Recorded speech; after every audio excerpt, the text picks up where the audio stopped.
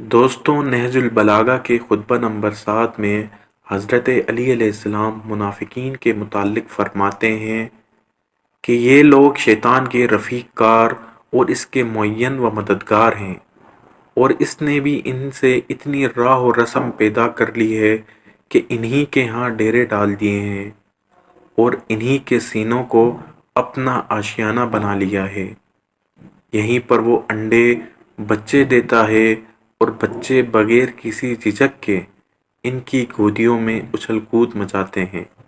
یعنی ان کے دلوں میں شیطانی وسوسے جنم لیتے ہیں اور وہیں پر فروغ پاتے اور پروان چڑھتے ہیں۔ نہ ان کے لیے کوئی روک ٹوک ہے، نہ کسی قسم کی بندش، اور وہ اس طرح ان کے خون میں رچ گیا اور روح میں بس گیا ہے کہ دوئی کے پردے اٹھ چکے ہیں۔ اب آنکھیں ان کی ہیں اور نظر اس کی، زبان ان کی ہے اور قول اس کا، جیسا کہ پیغمبر اکرم نے فرمایا، شیطان اولاد آدم کے رگ و پے میں خون کی جگہ دوڑتا ہے،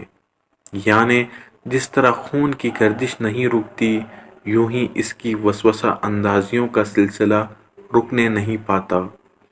اور وہ انسان کو اس کے سوتے جاگتے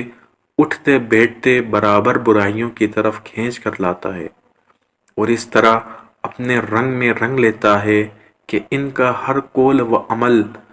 ہو بہو اس کے قول و عمل کی تصویر بن جاتا ہے۔ جن کے سینے ایمان کی ضیابریوں سے جگمگا رہے ہیں، وہ ان وسوسوں کی روک تھام کرتے ہیں، اور کچھ ان کی پذیرائی کے لیے ہر وقت آمادہ و مستعد رہتے ہیں، اور وہی لوگ ہیں جو اسلام کی نقاب اوڑھ کر کفر کو فروغ دینے کی فکر میں لگے رہتے ہیں۔